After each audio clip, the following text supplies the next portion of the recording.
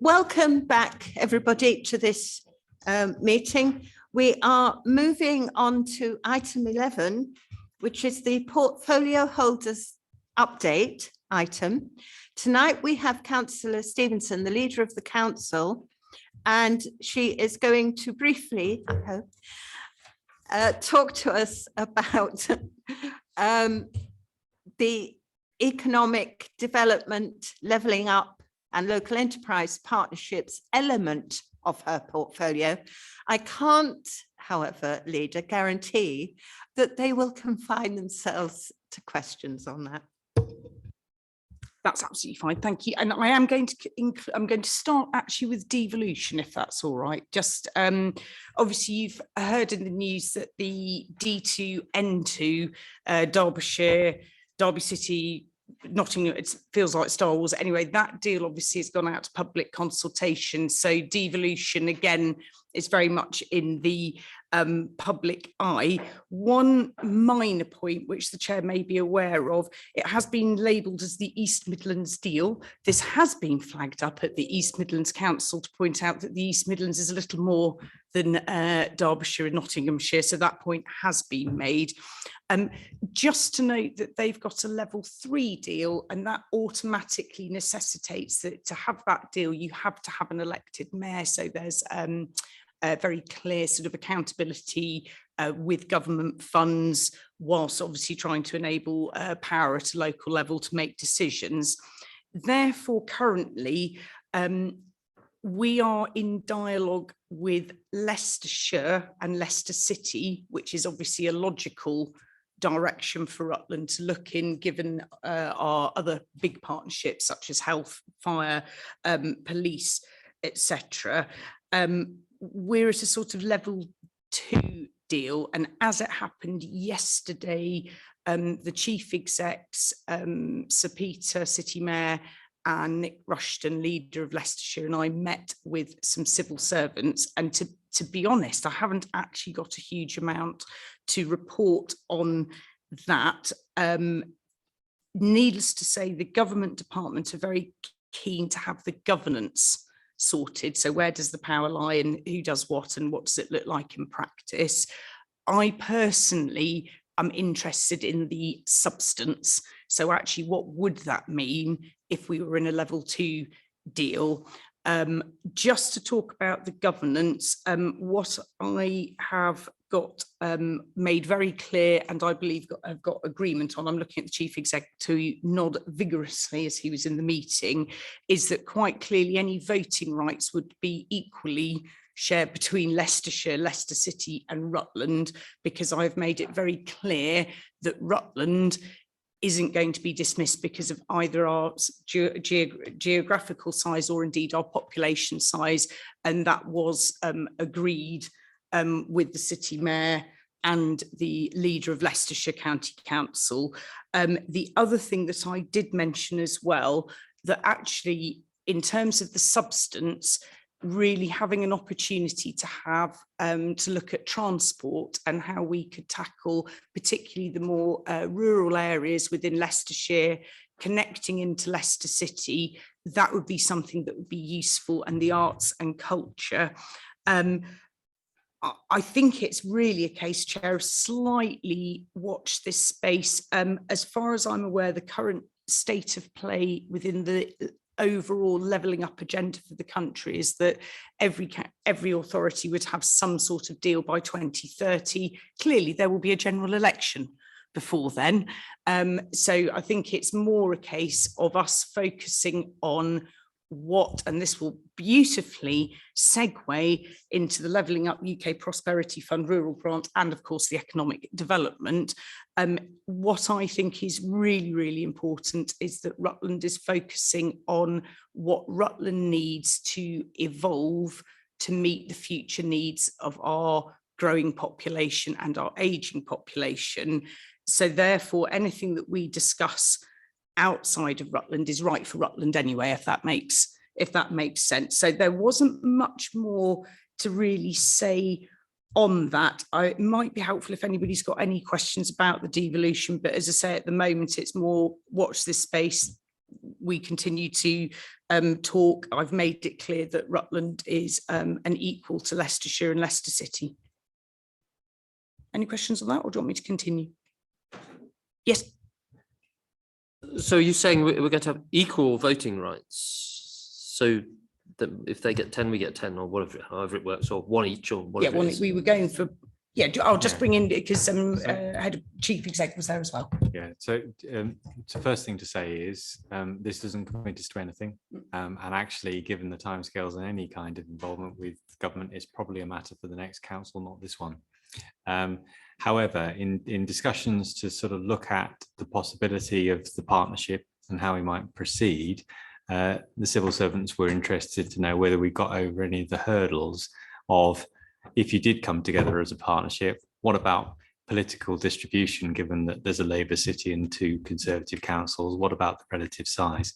And I think they were quite surprised and pleased that actually we'd got over that relatively quickly, in that actually it was one vote each for each of the councils, and it was a unanimous voting on, so majority voting on the normal day-to-day business.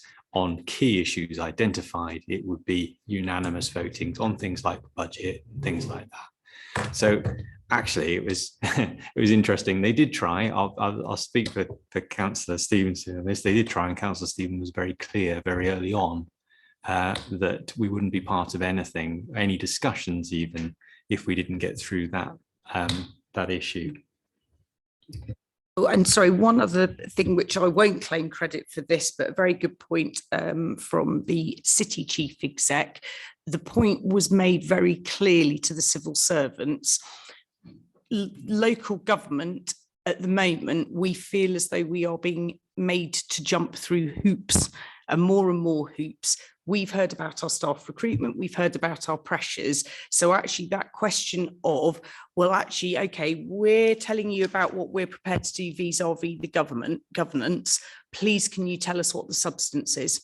Because actually, if you're going to turn around and say, oh, you know, we'll give you enough money to come up with some gorgeous LLR postcards, actually, that's not really worth pursuing. So that's, I think it's fair to say there was a bit of sort of a nodded agreement and pushback from us at a local level to the civil servants to say, actually, we need to know really what is in it for us for a level 2 deal. So, and I think what's nice with the LLR, talking elected members and obviously our officers, it was a very sort of broad discussion, and I felt that way every sort of base was covered and any anxieties were sort of raised and actually generally agreed. I don't think we were in disagreement about anything, which was actually encouraging for future partnership working.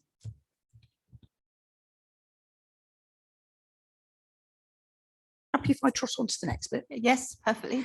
Brilliant, excellent. So the next thing, you had local enterprise partnerships on the agenda. I'll do that really briefly. So we are currently with Lincolnshire. I sit on the board and I attend the meetings. What I've written in my notes is useful to hear of other partners' experiences. So I'm on a bit of a watching brief in terms of, is this absolutely the best fit for Rutland? At the moment, I think we're fine where we are, and certainly, Councillor Brown, that might be something that you will be considering as part of that. In terms of the value added now from the Lincolnshire LEP, it is their growth hub, which offers our businesses on an individual basis to get support, whether that's to scale up, whether it's with marketing, whether it's with digital. And from the latest report that we received in May, 23 businesses in Rutland had benefited from a variety of support. And actually reading that summary, and I won't go into sort of individual businesses because obviously that's a bit commercially sensitive, but what really struck me just having a look at that summary, it was really tailor-made to the business's needs. you know, it wasn't as though they said, oh, and here's a sort of one programme that you attend. So there are certainly very positive things being in the Lincolnshire Let, but I don't think there's much more to say about that. So I will move swiftly on to a quick update on Levelling Up UK Prosperity Fund and the Rural Prosperity Fund. Levelling Up, as you are aware, we put in our 23 combined bid with Melton. That's a summary document there. The themes were very much around economy, connectivity and culture.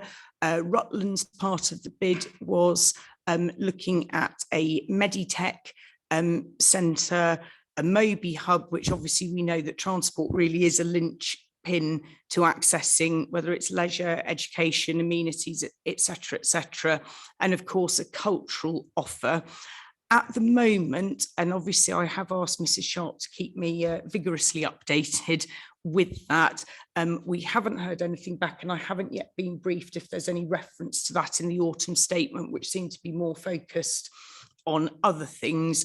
I had been advised that we could expect to hear something at the end of November.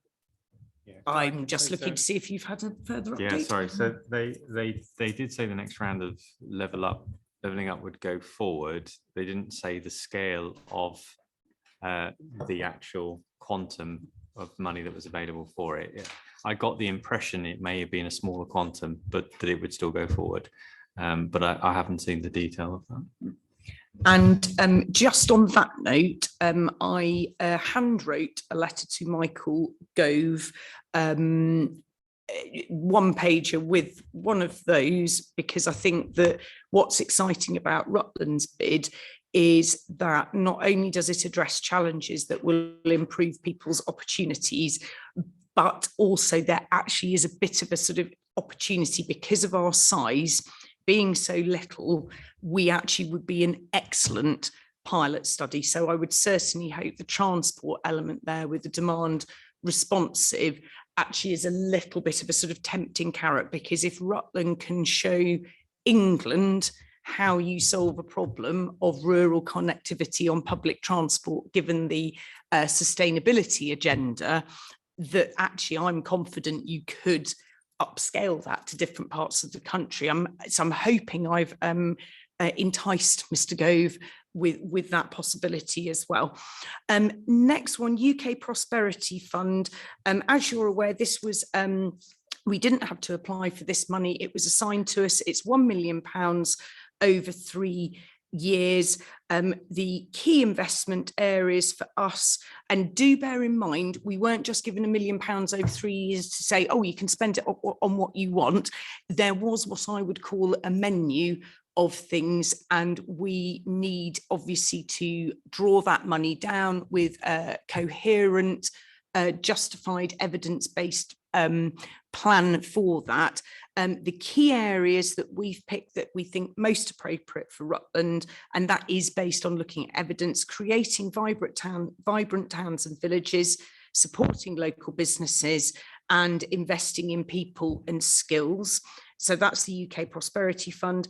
The Rural Prosperity Fund, which is 400k spread over 23 to 25, that will have an investment plan submitted in November.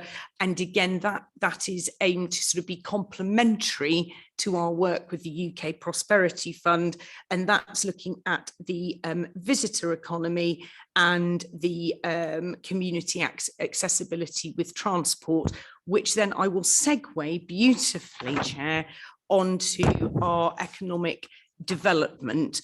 I believe that you want to know where we've got to so far. I'm not going to steal your thunder because I'm very, very pleased, Councillor Brown, to see item 12E. As you are aware, a strong economy that is growing can only be a really, really good thing for a community.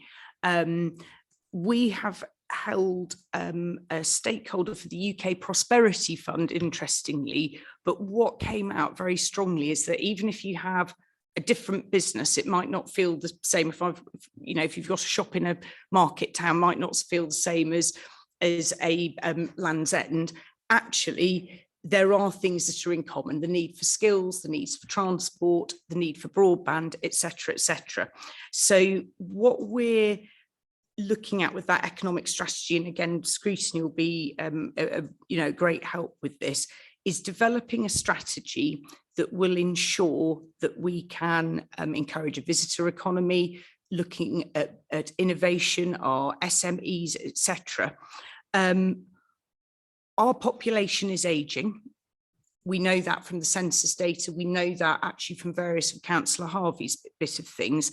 Ideally, we want an economic strategy that supports our demographic, where we are having younger people with families, because that's a good thing for our primary schools.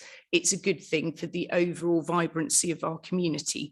So really, we need to make sure that we plan well with that. And part of that is how well do we know ourselves? So we have now got, and Councillor Brown, I believe this will be coming into your very capable hands, looking at the evidence base.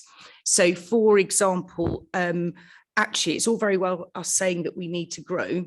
Well, have we got enough employment land to do it? So then automatically the local plan is coming in. And I know it was mentioned earlier, I think, about being holistic. This is absolutely about being holistic, looking at the big picture, but starting with that fundamental thing of how well do we know ourselves? That came out with the levelling up when I was doing sort of presentations within our community, that people weren't believing some of the statements that I was making, because it's very easy, even in a small place, to have your view of the county as your view and your experience. So that first step is saying, what is Rutland like? What does Rutland want to be like in the future? And how do we achieve that? I'll pause there, because obviously I have absolutely rattled on for a reasonable length of time, and I'm very happy to take any questions on that. If things are really hugely detailed, I will probably get a written answer afterwards, because it will involve me hunting through many files on my computer. Councillor Waller. Thank you. Before we do anything, I would like to propose, and I will need a seconder, that we extend the meeting by 15 minutes. Thank you, Councillor Townsend. Are we all in agreement? We are, thank you. In which case, questions, please. Councillor Brown. Are you the only Rutland representative on the Lincoln LEP, or is anyone else? Just me.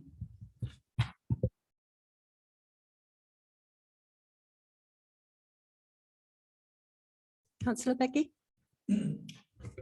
No question. That was all very high level. I'll wait till we see some detail.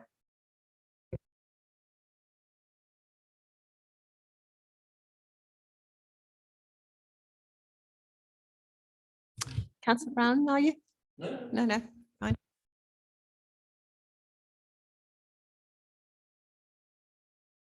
Thank you very much, Chair. I think it was actually quite helpful to have that overview, though, and I accept it was high level, but when we aren't being kept up to date, so I think it was quite useful. Thank you very much. In which case, we move on to item 12, the group and panel updates. Some of this is going to be me, I'm afraid. Oh, no, sorry. If you wish to stay, councillors and officer, you may. I don't anticipate we're going to go on for a huge amount of time. Up to you. The culture / asset review, probably not quite the right title for it. It's the focus is around the museum. The group is being led by Councillor Walters, who isn't a member of this committee, which is why he's not here tonight, though he will come when it comes to the important reporting back. We did have a meeting last night, which was very helpful and productive. We are on track, I think. Councillor Beggy is on the group. Do you want to add anything, Nick? It's a very good start. Widen the room. Let's just keep them on, actually, probably easier. Yes, it was a very useful start. Thank you to Robert for showing us around, because it did add a lot of colour to what we were talking about. But I think the big thing that came out of it as we put it together is that we can't look at it as in a silo. We have to look at the wider cultural picture. So it was day one. We're not evidence finding, but I think we left with a lot of enthusiasm. In fact, I emailed you to say how enthused I felt when I left. So fingers crossed. Thank you. And obviously there will be a report back in due course. The second is customer experience, and that actually is over to you, Councillor Beggy. Put it back on. Yeah, I've been having email conversations with Karen about the work that Human Engine are doing. So in parallel to that, so it doesn't get stalled any further, I've put a scoping document together today, which I'm just finishing off, and I'll circulate to the chair and then to the group when we're happy with that over the coming days. And then we can feed that into the Human Engine work. Thank you. The highways and speeding, I've been in communication with Councillor Paul Brown, who again is not on this committee, but is leading this piece of work. And I'm supporting him to put a scoping document together. The homelessness evidence panel has stalled slightly due totally to everybody's workload, principally the councillor's workload. So the initial activities, evidence gathering have happened. There are still some details that need to be refined that we are dealing with. I have done a first draft of the report, but I'm nowhere near satisfied with what we've got so far. I'll be doing more work on it on Sunday and circulating to members of the working group. We will come back to you with a report before Christmas, but it isn't ready now. Yes, Councillor May I Stevenson. just ask a question on that? I know our housing services, but did you want them to see that first to inform that, or for us to see it after scrutiny, if you see what I mean? When I circulate the draft to members of the working group, at the same time, I will include the officer who has been our major support. She is aware of that. She was at our last meeting. We did agree that was the way we would go forward. Thank you, Chair. Mr. Brown. Yes. Would you like to say something on the economic development strategy? Yeah, so I had a meeting with Mrs. Sharp on the 4th of November, and we've decided to have a meeting of a subgroup on the 5th of December, 5 to 7 p.m, which is before the briefing on the budget, I believe. Councillors Beggy, Baines, and what I think Ainsley as well has agreed to, according to the meeting, according to the previous meeting, but you can't make that one anyway, can you? No. So what we're going to do is have a presentation by a company called Metro Dynamics, who have been commissioned to do an evidence base to underpin the economic strategy. And then what we're going to do is have a look at the evidence base. Well, we're going to ask them some questions first, then we're going to go into a little group, like it's a small group anyway, and have a look to see if there's anything missing, or we think there's anything missing from that evidence base, and whether it reflects the reality on the ground, because we as members obviously are on the ground, so to speak. Then we're going to do some analysis of the evidence base. What are the emerging key messages? What does this suggest should be the focus or key lines of inquiry for drafting the economic strategy? So that will be enough to keep us going for a couple of hours, I think, at that meeting. And then after that, we'll decide what we're going to do next. Thank you.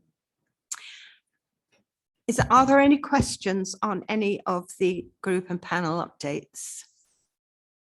Fine, thank you very much. Move on to item 13. You clearly all have the forward plan in your packs.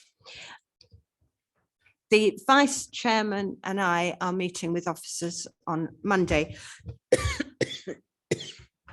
Excuse me. To have an agenda organisation meeting.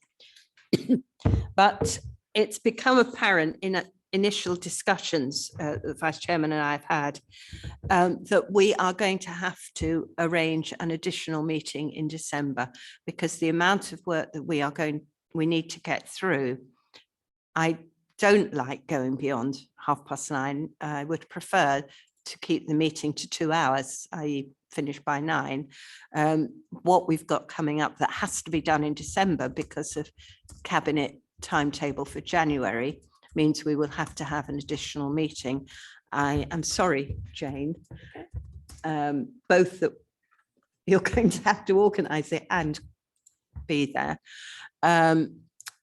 The two main items for the scheduled meeting on the 8th of December are likely to be, we'll have to go into private session for them.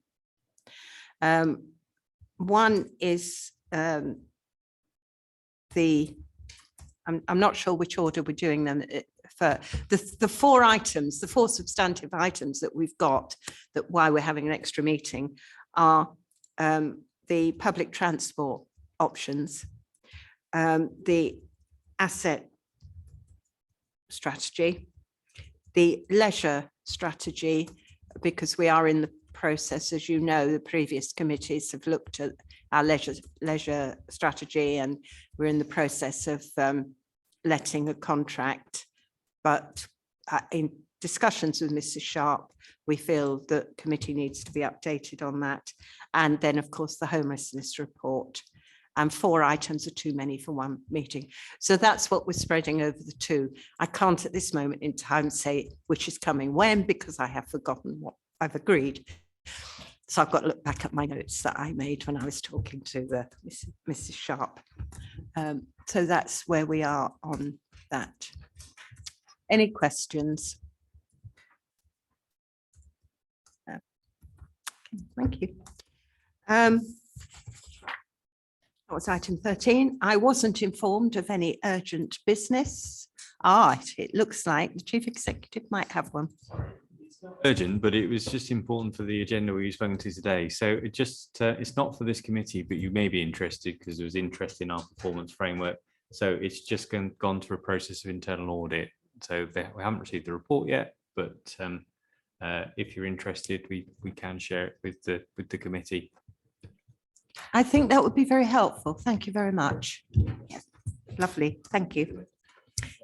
As I had previously mentioned, the next meeting is the 8th of December, and I close the meeting at 38 minutes past 9.